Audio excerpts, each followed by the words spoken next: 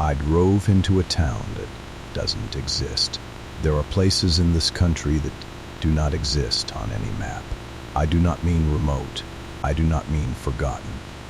I mean places that exist in physical reality, with roads and buildings and people and weather, but are completely absent from every record that proves a place is real. No Google Maps entry, no county database, no GPS acknowledgement, just a gap in the world that the world has agreed not to discuss. I know this because 8 months ago I drove into one, and I am still not entirely sure it let me leave. Part 1. The Route That Moved. I am not someone who believes in things like this. I know everybody says that at the beginning of stories like these. I am not saying it to establish credibility. I am saying it because the kind of person I am, the kind of life I had, is exactly why what happened to me was so impossible to process. My name is Tyler Marsh. I was 26 years old when this happened. I grew up in Akron, Ohio. My dad worked as a mechanic for 30 years. Not a shop owner. He worked for someone else his entire adult life, with his hands, and came home smelling like oil, and did not complain about it. My mom taught 4th grade 2 miles from our house. Same gray for 22 years. Same classroom, same bulletin boards, basically. I dropped out of community college after 2 years because I could not figure out what I was working toward.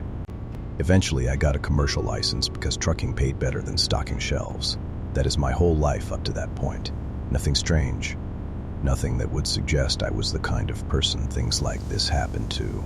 Most nights were exactly the same. Coffee from a gas station, radio playing something I half listened to.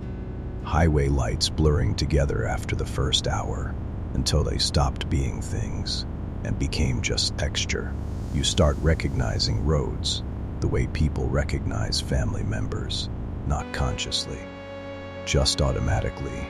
You know where the pavement changes texture. You know which rest stops smell like mildew and broken fluorescent lights. That is why what happened to me still does not make sense, because I knew those roads. I trusted them the way you trust anything you have done so many times. It stops requiring thought. That Tuesday had already been bad before I got behind the wheel. Dispatch delayed loading by almost 2 hours. A guy in receiving dropped a pallet and nearly destroyed half the shipment. Then my ex-girlfriend called while I was fueling at a speedway on the south side of Dayton. I had not spoken to her in 4 months. She wanted to know if I was still angry about the way things ended. I remember standing beside Pump 7 in the cold while the wind blew fast, food wrappers across the parking lot, and the whole conversation felt strangely distant. Not painful, the way it should have been, just far away, like my real life was already starting to drift from me before Chimps City ever appeared. I got onto West 70 East around 2:15 a.m. Dayton to Pittsburgh, a drive I would done enough times that I barely needed GPS anymore. The highway was dead that night. No other freight, no weather, nothing unusual. I had sports radio playing quietly, some late-night segment arguing about the Browns. I remember that specifically because hours later, after a thing, I kept coming back to how normal it all felt, right before it happened, how completely unremarkable. That is the thing nobody tells you about moments that change your life. They do not announce themselves. They feel ordinary, exactly like every other moment that came before, and then my GPS changed. Not recalculated, not rerouted, changed. I glanced down because the screen flickered. Just a quick flash like a bad connection, and then the red line bent sharply to the south, not gradually. Sharply, like something had physically redirected the road. I zoomed out on the map, and I saw something I still cannot explain. There was a blank section on the map, not a gap in signal. Not a loading error, a deliberate blank space.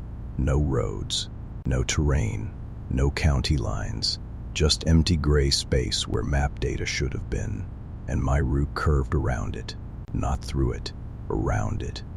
Like the GPS itself had made a decision not to acknowledge what was there. I refreshed. Same blank space, same curved route, refreshed again. Nothing changed. Then I looked up from the screen. There was a break in the guardrail ahead. No exit sign, no reflective markers, no route number.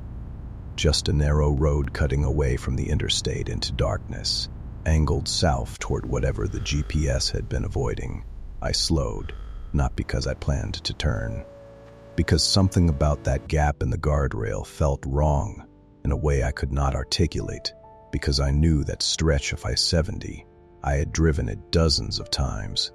That road was not supposed to be there. I am telling you that with complete certainty, not the uncertainty of someone who half remembers. I knew that highway, and that exit did not exist. But my GPS arrow was pointing directly at it. I should have stayed on the interstate. I think about that constantly now, how simple it would have been. Keep your hands on the wheel. Let the radio argue about the Browns. Stay on the road, you know. Instead, I turned. Part 2. The road.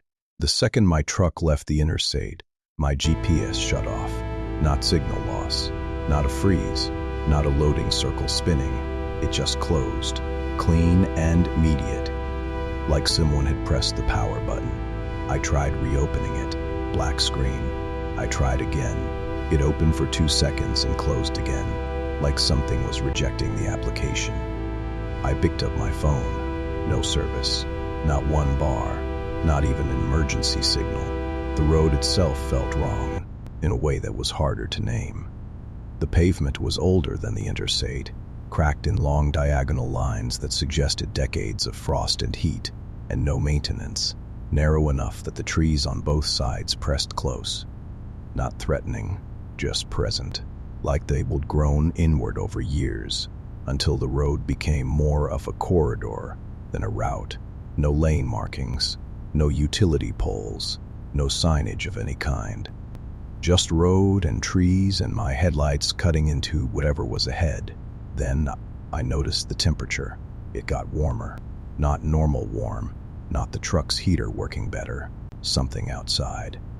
Heavy and humid in a way that felt like late June. I checked the cab temperature readout. The outside temp had gone from 31 degrees to 64 degrees in what felt like less than a mile. I rolled window down slightly. The air came in thick and wet and smelled earthy, sweet underneath, like cut grass and rain and something faintly biological, not unpleasant, just wrong for March. That is when I looked at the fields. They were green.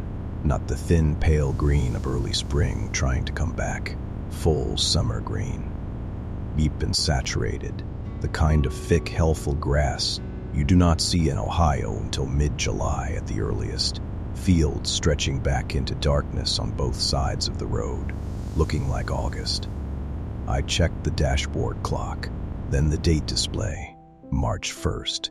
I gripped the wheel tighter. My mind kept trying to find an explanation, and kept coming up empty. Temperature inversions. Microclimates. I went through every rational option in about 45 seconds, and none of them covered green fields in March in Ohio. Then I noticed the sky. It was not moving. There were clouds. Thick gray ones, the kind that usually mean incoming weather, but they were not drifting, not slowly, not imperceptibly, not at all. They were completely still. The trees at the road's edge were not moving either. No wind I could see, no motion anywhere outside, except my own truck pushing forward. The world felt paused, like I had driven into a photograph. That was the first moment I had the thought clearly and completely. I should not be here, and I almost turned the truck around. There was space on the shoulder, enough to manage a slow U-turn.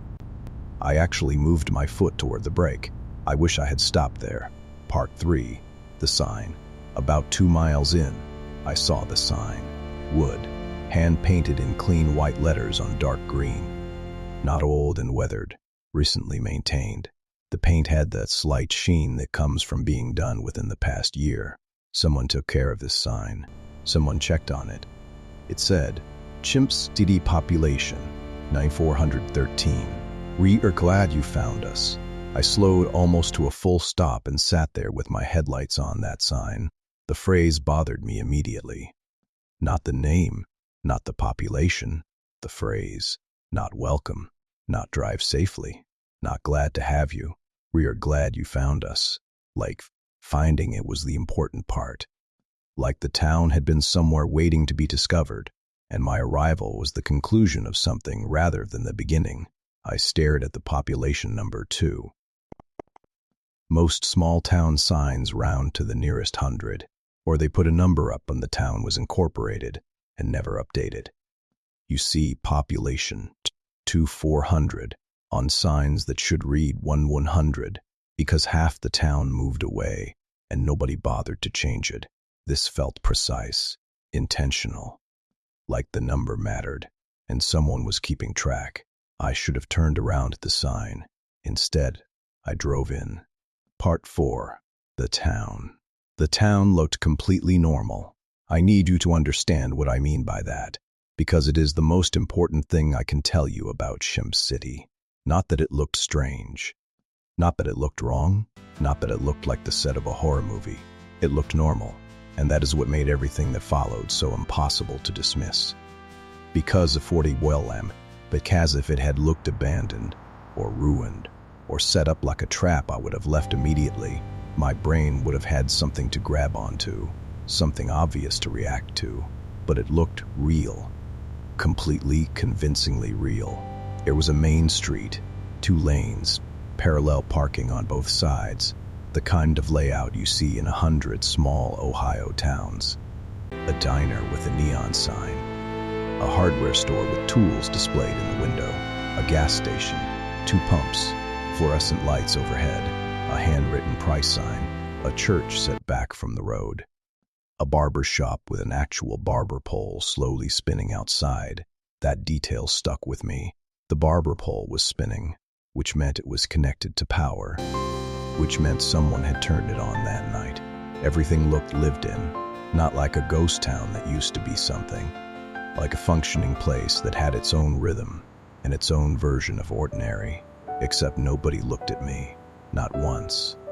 In a town of over 9,000 people, at nearly 3 in the morning, there were maybe a dozen people visible on the street, and not one of them acknowledged my truck. I need to be clear about why this was wrong. I grew up around enough small Ohio towns to know how people behave when an unfamiliar vehicle comes through, especially at night. Especially a commercial truck on a road that clearly was not built for commercial traffic. People notice. They glance. They stare for half a second too long. Older men track you from porches. Here, nothing.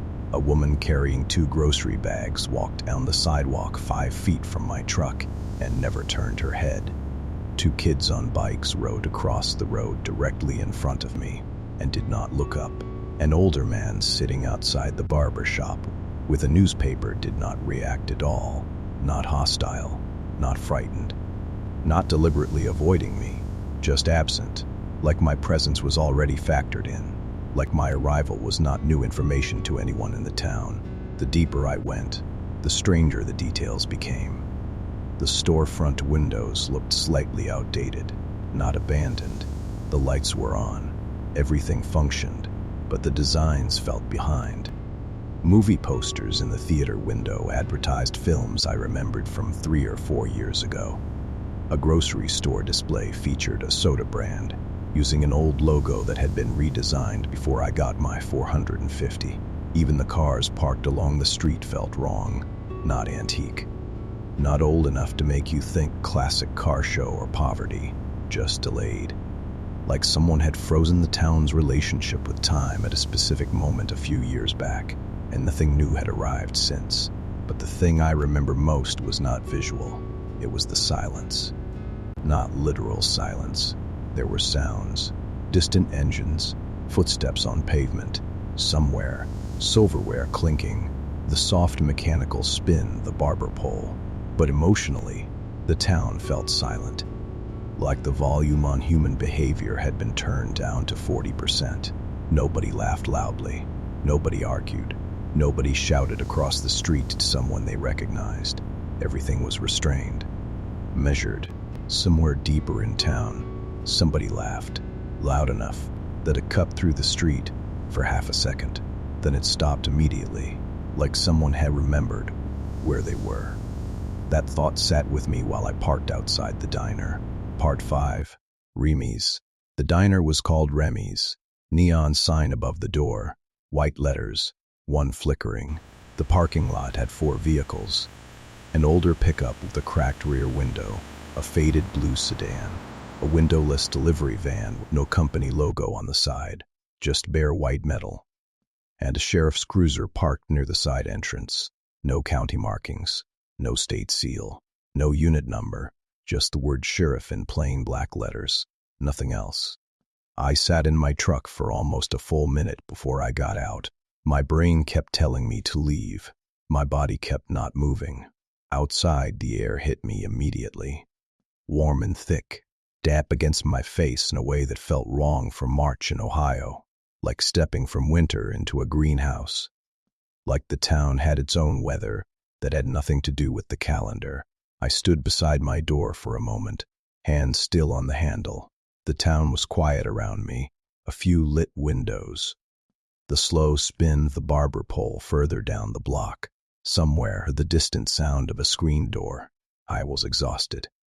8 hours behind the wheel with a 2-hour delay before that. The phone call from my ex that I had not processed yet. The kind of tired that does not just live in your body. It lives behind your eyes. But underneath the exhaustion was something else, something quieter. I did not have anyone to call, not because I had no phone signal. I knew that already. But in that moment, standing outside that diner, I tried to think of who I would call if I could, who was waiting on me, who would answer on the first ring, and I could not think of anyone. I pushed that thought down and went inside. The bell above the door rang when I pushed it open, and immediately, not dramatically, not obviously, every sound in the place paused. Half a second, maybe less. Long enough for me to notice, short enough that anyone who was not paying attention would have missed it. Then everything resumed. Coffee pouring, silverware clinking. A low murmur from somewhere near the back. There were 7 people inside, a couple eating pie in the far corner, 2 older men drinking coffee at the counter, a woman alone near the window with a magazine, a teenager at a booth who appeared to be doing homework, and near the back, almost hidden by a partition, a man in a gray uniform sitting very still. Nobody stared, but I felt observed in a way that had nothing to do with eyes, like the room already knew everything about me that mattered. The waitress came over almost immediately, early 20s, dark hair tied back in a loose braid. Her name tag was upside down on her uniform. I noticed it, and then looked away, because it seemed like the kind of small thing you do not mention. Like a button done wrong, not worth pointing out, but I kept coming back to it. Whether it had landed that way by accident, or whether someone in this town had decided that names, their names, the fact of being identified, were something to be kept just slightly out of reach. She was smiling, not the automatic smile of someone doing their job at 3 a.m, something else. Relief, like my walking through that door had resolved something she had been waiting on. "You made it in," she said. Not hello, not "what will not I get you?" You made it in. I laughed a little, the way you laugh when something is slightly off and you are not sure what to do with it. I told her my GPS had stopped working. She nodded, not surprised, not curious. "It does that," she said, like she would said it 100 times. I asked how to get back to I-70. "Route 9 East," she said finally. Then she handed me a menu. The prices were wrong, not dramatically. Nothing that would make you think it was a joke or a gimmick, just quietly wrong. Coffee, $1.25. Grilled cheese, $3.50. Apple pie, $2. Like the place had set its prices years ago and never raised them. Like inflation had not found this town yet. I ordered coffee and grilled cheese and sat there trying to look like someone who was not rattled. While I waited, studied the photographs on the wall behind the counter, maybe 30 of them. Little league teams and town parades and what looked like 4th of July festivals. Normal small town documentation, except every photograph had one thing in common. Nobody looked directly at the camera. At first, I thought I was imagining it, so I got up and looked at them individually. Every single photograph, every single person. Eyes turned slightly to the side, or focused somewhere past the lens, or looking down at something below the frame. Not one person had looked directly into the camera when the shutter clicked. Like the town itself refused to be fully seen. First time through? One of the older men at the counter asked. Late 60s. Overalls. A face that had spent a lot of years outside, in weather. Yeah, I said. GPS brought me off the highway somehow. He smiled, small and deliberate. It does that, he said. Same exact words, same exact tone, and that should have been the moment I left. Two people saying the same scripted-sounding phrase about a thing that only happens to outsiders, but I stayed. Because underneath the wrongness of everything, the photographs and the identical phrases and the too warm air, there was something else, a pull. Like the town was answering questions I had not known I was asking. The waitress brought my food, and it is true, it was the best grilled cheese I had ever eaten, not because it was gourmet. Just perfect. The bread exactly the right crisp. The cheese exactly the right melt. Like someone had thought carefully about what comfort tasted like and executed it without room for error. A bowl of tomato soup appeared beside it. I had not ordered soup. On the house, the waitress said. Then she leaned slightly forward over the booth table.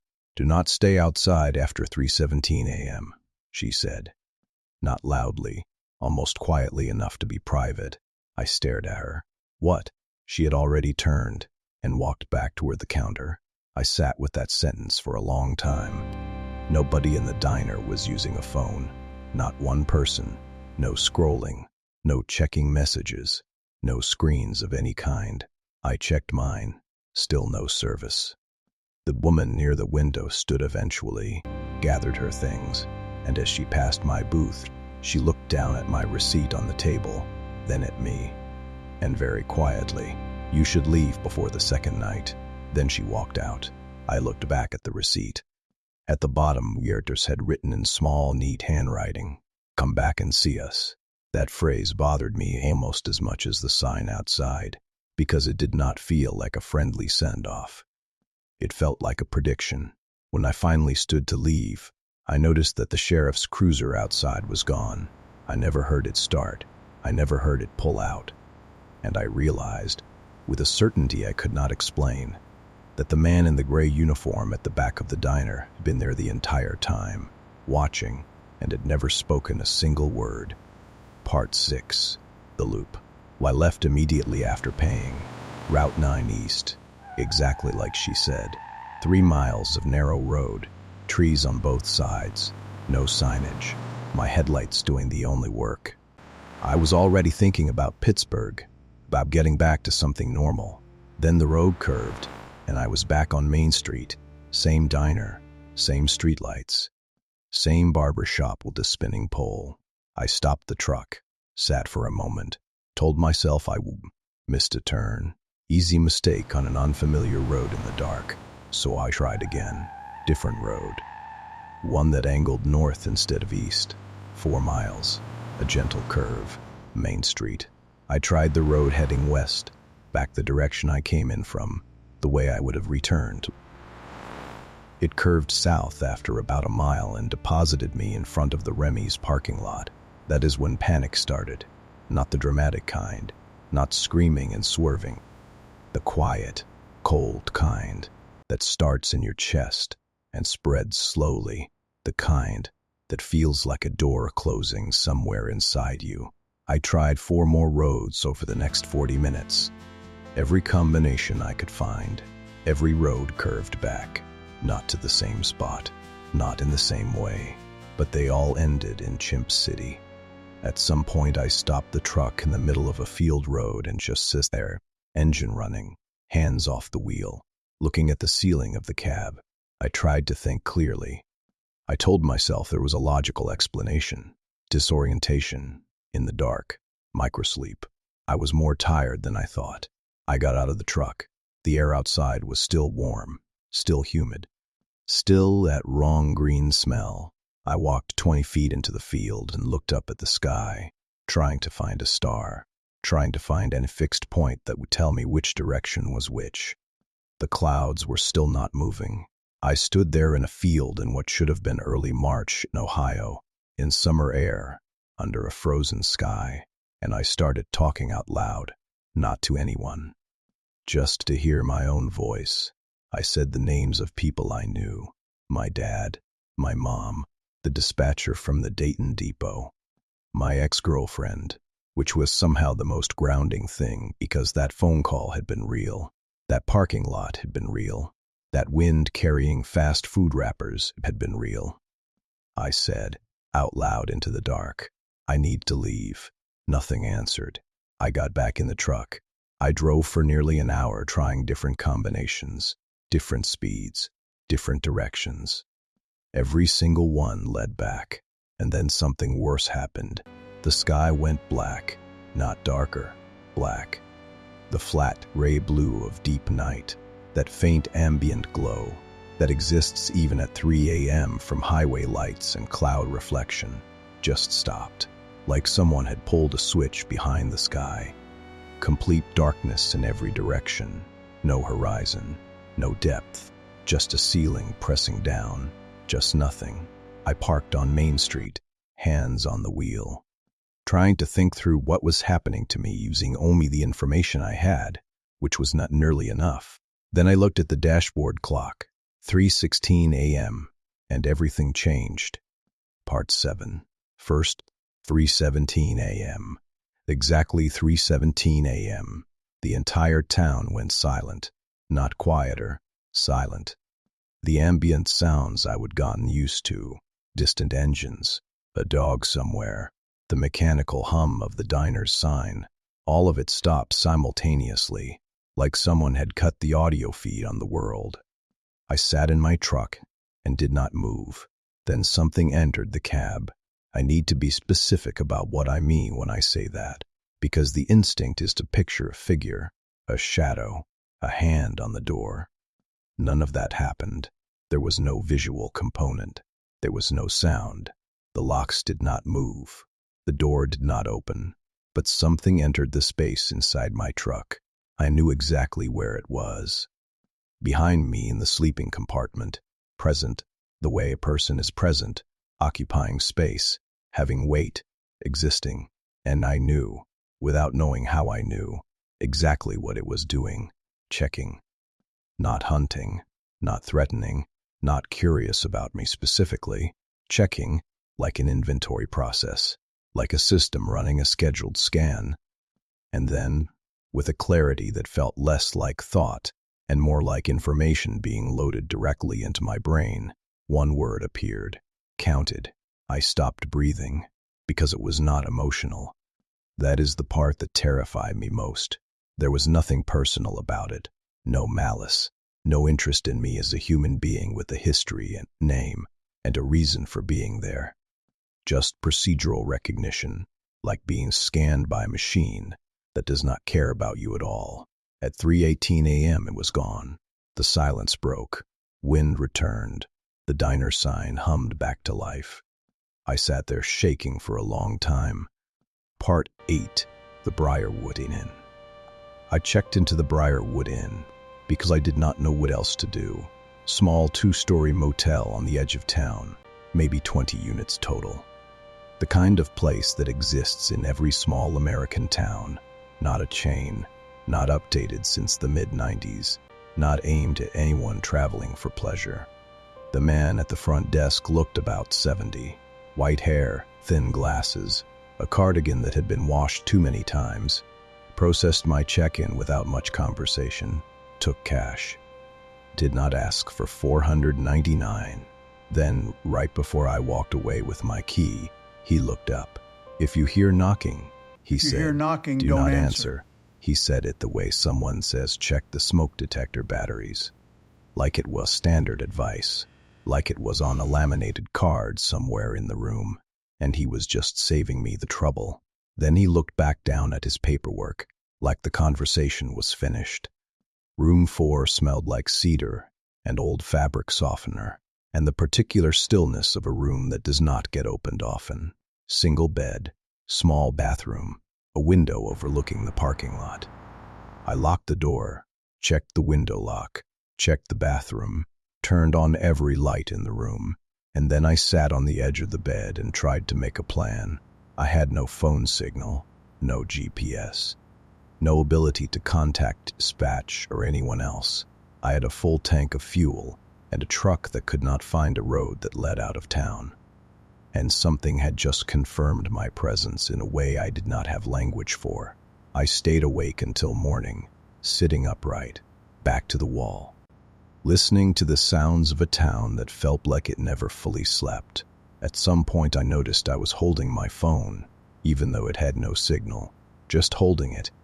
The way a person holds something familiar, when everything else has stopped being familiar.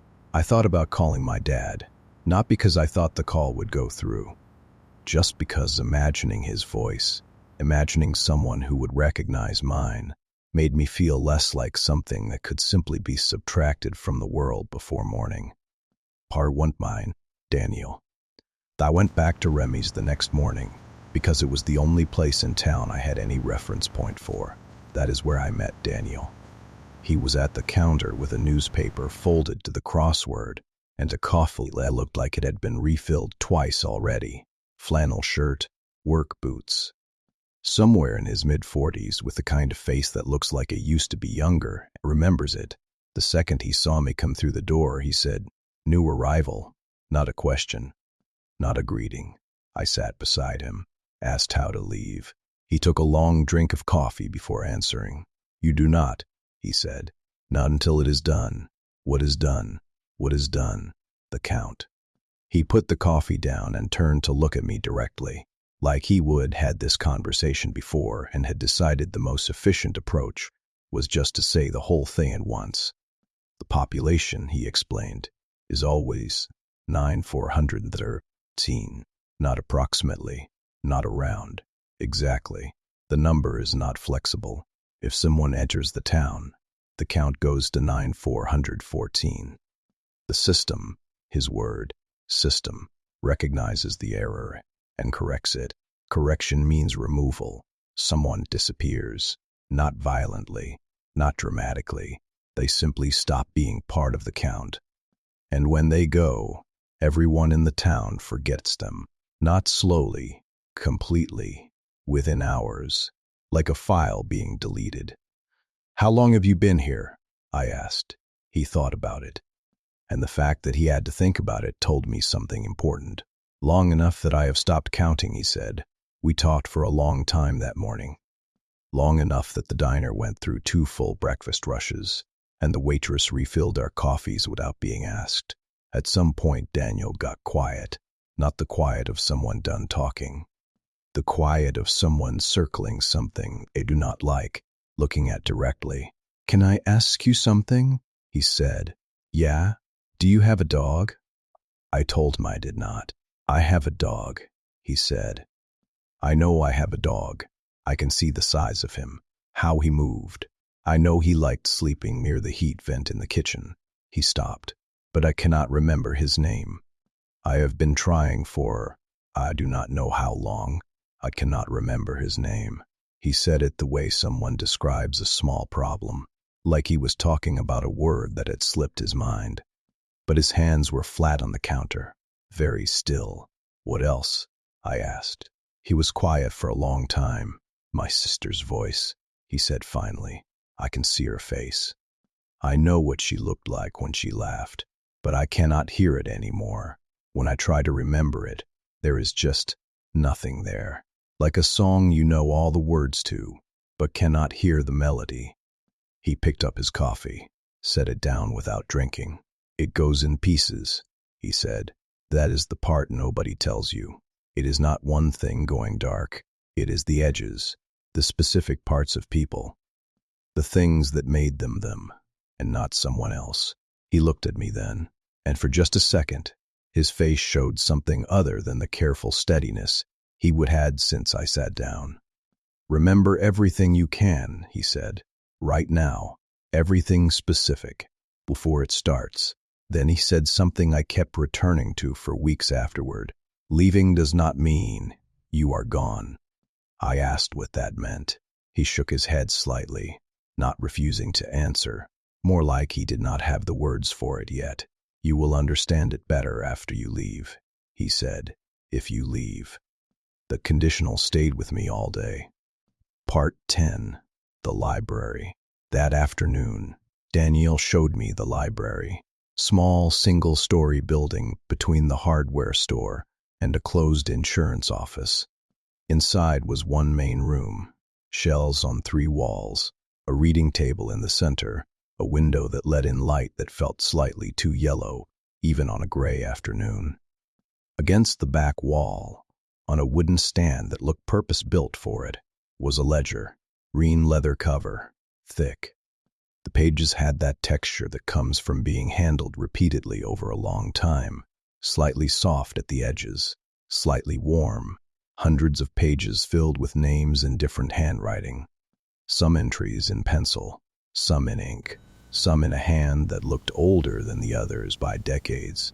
2 columns on every page. Arrived, departed. The arrived column for each name had a date. The departed column, for most names, was blank. Daniel found my entry almost immediately. Near the back, recent pages. Tyler Marsh, arrived March 1, no departure date. I stood there and looked at my own name, in a ledger, in a town I would found 2 nights ago by accident, and felt something I do not have a precise word for, not fear, exactly, something more like vertigo. Like the ground had shifted slightly and was not done shifting. I flipped back through earlier pages, looking at names, looking at dates. Some entries had departure dates, most did not. And near the back, on the inside of the rear cover, there was a handwritten note, different from the ledger entries, looser handwriting, like someone had written it quickly or urgently. It said, "The 9,413 is not a population. It is a requirement. The town corrects itself, always, but sometimes the correction fails." I read that last line 3 times. Sometimes the correction fails. That sentence frightened me more than anything else I would encountered, because it implied history, other arrivals, other counts, other moments where the system had been stressed and something had gone wrong, and it implied that whatever failure looked like, I had no idea. Part 11. The Sunday Count. Daniel found me outside the motel the next morning. The weather had changed again. By noon, a cold wind had moved through town, hard enough to rattle the storefront signs and push dead leaves across the road, but only inside town. I could see the tree line in the distance where sunlight still looked bright and calm. Beyond the edge of Chimps City, the world looked like what it was supposed to be, early March in Ohio, cold and gray and normal. Inside, the clouds sat lower, heavier. The town existed inside its own weather. Daniel handed me a cigarette. "I thought you did not smoke," I said. "I did not," he said. Then after a pause, "Or maybe I did. I cannot remember anymore." That sentence hit me harder than it should have, because I was starting to understand what forgetting meant here. It was not sudden. It was erosion, slow and quiet. Small pieces of yourself disappearing until eventually the shape of your life stopped making sense from the inside. "Tonight's Sunday," Daniel said. "What happens Sunday? They do the count." He explained it without drama. Every Sunday night, every person in Chimp City went to the library. The sheriff read names from a list. Every person answered. If the number came back wrong, if it was not exactly 9,413, the system corrected before morning. "And if someone does not show up?" I asked. "I do not think anyone's ever tried," he said. That answer stayed with me all afternoon, not because of what it said, because of how sincerely he believed it, like the idea of refusing had genuinely never occurred to anyone who lived here. Like attendance was not a choice they made, it was something they did, the way they breathed. By evening the town felt different. Shops closed early. Cars disappeared from Main Street. Porch lights came on almost simultaneously across the neighborhood streets. I could see from the motel window, and nobody was smiling anymore. Whatever warmth Chimps City carried during the day, and it did carry something, some quality of light or air, or the way people moved through space, was gone. The place felt tense, expectant, like the hour before a storm that everyone can see coming, except you. Around 8 p.m., Daniel walked me to the library. I counted nearly 40 people heading the same direction. Families, couples, elderly residents moving carefully along the sidewalks. Nobody spoke. Children held their parents' hands without being asked. Nobody looked nervous. That was the worst part. Not one person carried the expression of someone doing something they feared. This was not a ritual performed under threat. It was routine. Completely, utterly routine. And somehow that was more frightening than fear would have been. The library was full when we entered, fold-in chairs in tight rows, every seat occupied, people standing along the walls. The energy of a packed room that was completely silent. At the front stood the sheriff, tall, thin, gray uniform with no county insignia, no badge number, no name tag. He held a clipboard with both hands and stared at it without expression. He began reading names, one by one, no inflection, no pause, just steady mechanical recitation. And one by one, people answered, one word, here. The whole process felt like inventory, like a warehouse count at the end of a shift. Not ceremony, not community, just verification. Then the sheriff stopped. He looked up slowly and looked directly at me. The room followed his eyes, hundreds of faces turning together, smoothly, without urgency. No hostility, no fear, just observation. Like a machine redirecting its sensors, the sheriff looked back down at the clipboard. Tyler Marsh. I swallowed. Here, he marked something, continued reading. 10 minutes later, the list ended. Nobody moved. The sheriff stared at the paper silently for a long moment, long enough to feel like a calculation happening. Then, count confirmed.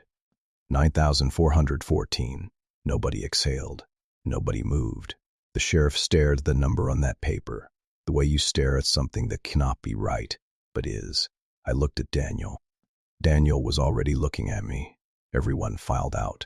No discussion, no conversation, no acknowledgement of what had just happened. But the silence walking home was different from the silence walking there. That silence had weight. What happens now? I asked. He looked genuinely uncomfortable for the first time. It corrects, he said. Before morning. Who? He shook his head. I do not know, he said. I never know until it is done. He lowered his voice. But one of us will not be here tomorrow. Part 12. Third night. That night I stayed awake intentionally. I pushed the motel room dresser against the door, closed the curtains completely, turned on every light, sat on the bed with my back to the wall, and watched the clock. At 2:50 a.m. power went out. Complete darkness, immediate in total. Then came the knocking. 3 slow knocks. Not on my door, further away, another room, patient, unhurried, the knock of something that has no concept of being rushed. I checked the clock on my phone, the only light source left, 3:14 a.m. Then footsteps in the walkway outside, slow and measured, the specific weight of something moving, complete confidence in the darkness, stopping outside each room. 3 knocks, pause. 3 knocks, pause, room by room, coming closer. Nobody else in the motel was reacting. No voices from other rooms, no sounds of people waking up, no light under other doors. Like every other person in the Brierwood Inn had made an agreement, conscious or otherwise, to treat this as something that did not require response. The footsteps reached my door. 3 knocks. I did not breathe. 3:17 a.m. The presence entered, not through the door, not through the window, through whatever part of reality it actually occupied, the part that existed underneath the visible world. The air changed, not temperature, emotional weight, like the atmosphere in the room had gained mass, and this time I understood its shape in a way I had not from the truck. Immense. Ancient in a way that had nothing to do with age and everything to do with function. Not alive, living things are alive, with uncertainty and hunger and fear, procedural, purposeful. A force that existed because a system required it to exist. And this time it did not stay near the door. It moved closer, closer, until I could feel where it stood beside the bed with a certainty that had nothing to do with sight. Then the room disappeared, not physically, not visually, mentally. For 1 second, maybe 2, I saw something else, layered underneath, the reality of the motel room like a transparency on a projector.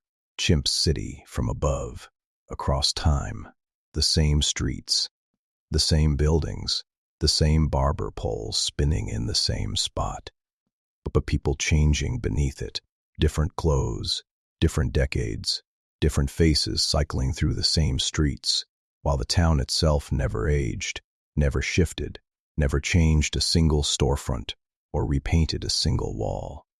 It had been here long before I was born, long before anyone I knew was born, holding its count, running its corrections, quietly maintaining itself while the rest of the world moved on around it, never knowing it was there, not one of many, the only one. And then I heard the voice, flat, completely without emotion. No gender, no age, no origin point. Count 9,414. The second of those words finished, something changed in the presence. Not human panic, not fear.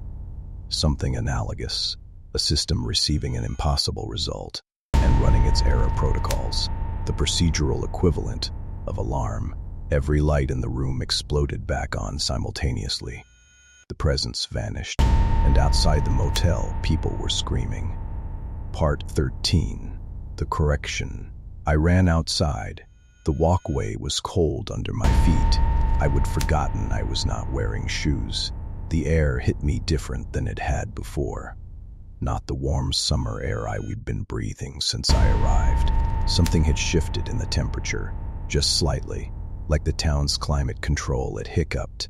Lights in every window, doors open. People on the street, in whatever they would, been sleeping in, staring at each other with expressions I had not seen on any Chimps City face since I would arrived.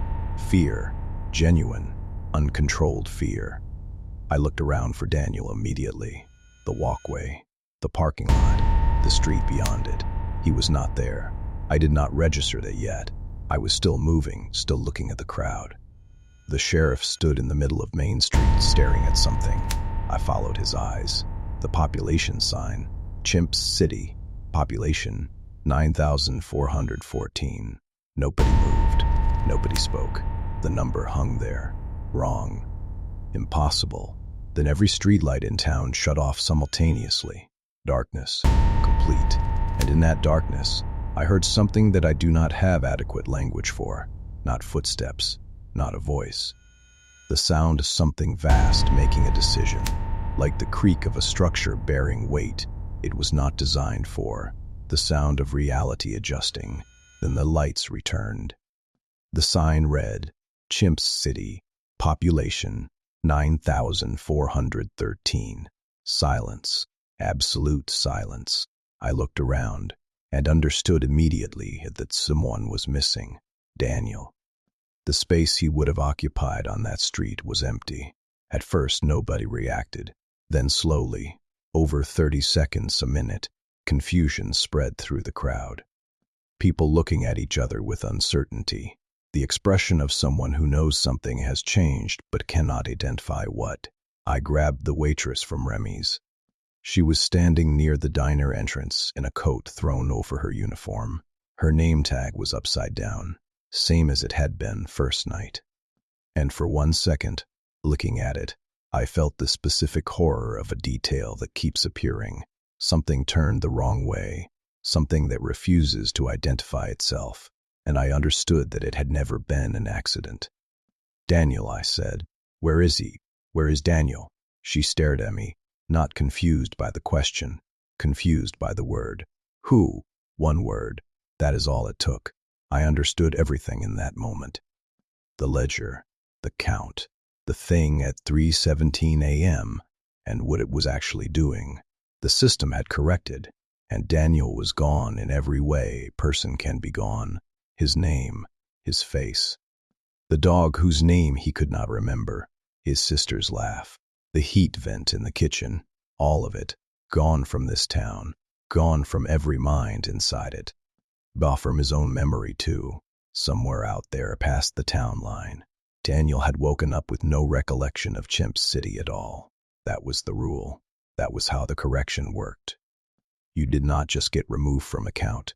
You got removed from everything. Clean, complete, no scar tissue, gone. Around me, Chimps City was already settling back into itself. Doors closing, porch lights dimming. The sheriff walking slowly back toward his cruiser, clipboard under his arm. The number confirmed. His job finished. 9,413. Correct. Complete. The system had done exactly what it always did. Removed the error, scrubbed the memory, closed the file. Except, I still remembered him. Not fragments, not impressions. Everything. The flannel shirt. The crossword folded to the same corner every time. The way he held his coffee without drinking it when he talked about his sister's laugh. The specific flatness in his voice when he said, "One of us will not be here tomorrow." I stood in the middle of that street and understood that this was wrong. The system had reached into every mind in Chimps City and deleted Daniel completely. Every mind, including mine. I was 9,413. I had always been 9,413, counted from the moment I arrived. Owned by the ledger, the same as everyone else on this street. The correction should have taken me too. It did not. And it took me another 30 seconds, standing in that cooling air, watching the sheriff's cruiser pull away, to understand why. Daniel had done something to the system before he was taken. Not an escape. He had not tried to escape. He would known that was impossible. What he would done was quieter than that, more precise. Somewhere in the architecture of whatever ran this town, in the code underneath the count, in the part of the machine that processed memory and erasure and correction, Daniel had written a single command. Preserve. Not himself. He could not preserve himself. The system owned him completely, and had from the start, but he had found Tyler. He had found the one number in a ledger that was also a person who asked questions, and he had written a command into the system pointed at exactly one place, my mind. The system ran the correction, erased Daniel from Chimps City, erased Daniel from itself, erased Daniel from Daniel. And then, because Daniel had written it into the code before the correction ran, it preserved him and me, exactly and completely, every detail. Every conversation, every morning at Remy's, everything. The system did not know it had done this. The command had executed and been consumed. No record, no flag, no loose thread in the ledger. As far as the machine was concerned, the correction was perfect. 9,413. Confirmed. File closed. But Daniel was not gone. He was here, inside me. Not a ghost, not a fading impression that would blur the edges over time. A presence, specific and total, the weight of another person occupying the space behind my eyes. I would carry him out of this town. I would carry him into every room I walked into for the rest of my life, day and night, waking and sleeping. Daniel, who no longer existed anywhere else in any form, living in the only place the system had never fully owned and had never thought to check. The town did not know that. The machine had done its work and gone back to sleep satisfied, and somewhere inside that clean, certain mechanical satisfaction was the thing Daniel had left behind. Not a plan, not yet. Just a man standing in a street that had already forgotten him, and another man who never would.